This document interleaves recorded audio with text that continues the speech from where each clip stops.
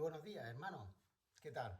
Bueno, volvemos, desgraciadamente, porque la situación de la COVID está siendo nuevamente grave y volvemos a tener el tema de los confinamientos, aunque en este caso no son domiciliarios, sino que son perimetrales y lo que es la zona sanitaria de La Vega, que es todo el interior de la provincia de Málaga, pues estamos todos afectados. Así que las poblaciones de Fuente de Piedra, Humilladero y Antequera y todo el alrededor, Mollina, Archidona, Alameda, Sierra de Yegua, Villanueva de Tapia, todas están, Villanueva de la Concepción, están todas cerradas, de manera que no se puede entrar ni salir de la población. Y esto nos ha llevado a tener que suspender nuestro culto presencial, en el que además tendríamos limitado el aforo al 30%, con lo cual estaríamos, pues, en realidad 6 personas nos podríamos congregar con ese aforo, pero en definitiva hemos optado nuevamente por tener este culto a través del WhatsApp.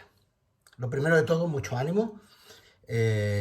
Bueno, es una situación en la que ciertamente no es tan grave como la anterior en cuanto a la medida de confinamiento, pero en cuanto a cuidarnos sí, porque la situación sanitaria y la situación de afectación del virus sí que es muy importante, y eso pues Martín también nos lo ha ido ratificando durante este tiempo atrás. Hoy, bueno, más que hoy, ayer se celebró el Día de la Reforma. Hubo muchos actos a lo largo de toda la iglesia y a lo largo de toda España.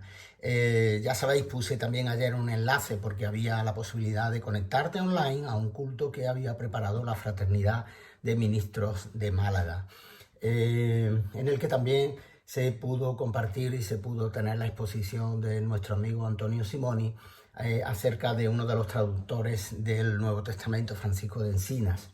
Pero yo hoy quisiera destacaros, tenéis ahí en pantalla, no sé si se ve bien del todo, pero el jueves pasado, lo puedes buscar en internet, puedes hacer una búsqueda en San Google, en Santi Ponce, Sevilla, se inauguró una estatua a un reformador muy importante, que todos prácticamente estamos agradecidos de su obra, porque cada vez que tú coges la Biblia, lo normal es que en algún momento tú hayas leído la Reina Valera, y dicen la Reina Valera como el que dice Agua de Mayo, pero realmente Reina Valera obedece a los dos traductores que por primera vez hicieron una traducción completa de todos los textos de la Biblia, que componen la Biblia, conforme al canon reconocido en la Iglesia protestante, no en la Iglesia católica. La Iglesia católica ya tenía una versión, pero era en latín, la Vulgata, que era la que estaba permitido leer. Estaba prohibido, pero prohibido expresamente bajo pena de muerte, o como mínimo bajo pena de prisión, el que, aunque realmente luego después se ejecutaban como penas de muerte, el traducir la Biblia a lo que se llamaba la lengua vernácula, es decir, a las lenguas del propio pueblo. Esto hay antecedentes, Tyndale en Inglaterra, Juan Hus, y también, lógicamente, Lutero en Alemania, que la tradujo a la lengua vernácula. ¿Por qué la Iglesia Católica no permitía en ese tiempo que se pudiera traducir a la lengua vulgar? Por eso se hablaba también de una traducción a un lenguaje que se estimaba que era el del pueblo, era un lenguaje vulgar. El lenguaje realmente de las élites era el latín y el griego. Pues sencillamente porque si la gente tenía acceso a la lectura de la Biblia, pues lógicamente muchos de los dogmas y muchas de las enseñanzas que la Iglesia estaba dando se podrían ver confrontadas.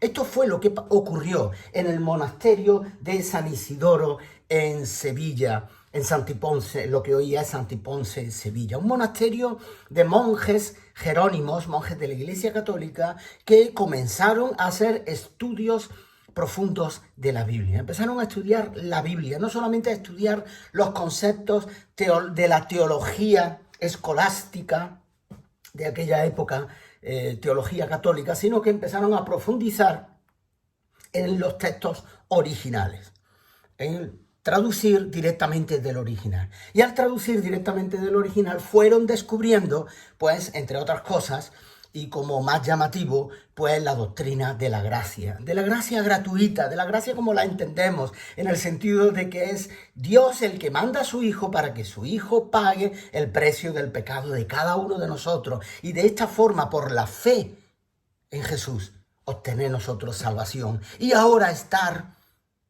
recibiendo la obra y el consuelo del Espíritu Santo en cada una de nuestras vidas, de manera que nuestra vida se va regenerando por la obra del Espíritu Santo y el viejo hombre va muriendo y nace ese nuevo hombre revestido de la gloria y del poder de Cristo.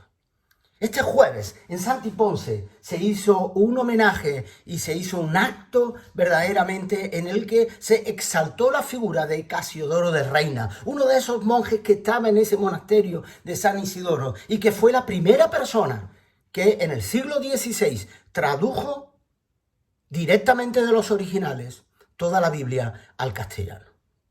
Lógicamente, cuando en ese monasterio se empezaron a abrazar las doctrinas protestantes, la Inquisición inmediatamente tomó el lugar y hubo todas las detenciones de los monjes, salvo la de 14 que pudieron huir por Gibraltar a Basilea. Entre esos 14 estaba Casiodoro de Reina y también estaba su amigo Cipriano de Valera, que fue quien posteriormente, a principios del siglo XVII, hizo una revisión de la propia traducción de Casiodoro de Reina. Y esto es lo que a nosotros, luego después con otra nueva revisión que hubo a finales del XIX y un par de revisiones que hubo en el siglo pasado, en el siglo XX, llegó hasta nosotros como la Biblia, la Reina Valera. Pero este homenaje, esta estatua puesta ahí en Santi Ponce, tiene un valor histórico y un valor espiritual importante. Un hombre que dedicó su vida a traducir la palabra de Dios para ponerla a las manos de cualquier persona.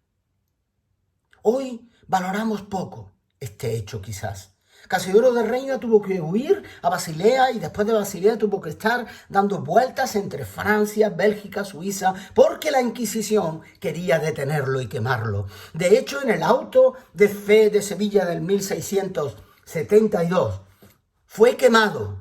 Pero como no lo habían capturado, fue quemado en lo que se conocía en esfinge, es decir, hicieron un cuadrito de él y quemaron el cuadro. Persona perseguida simplemente por querer poner la palabra de Dios al alcance de todos nosotros. Y a veces damos tan poco valor a la palabra de Dios hoy en día.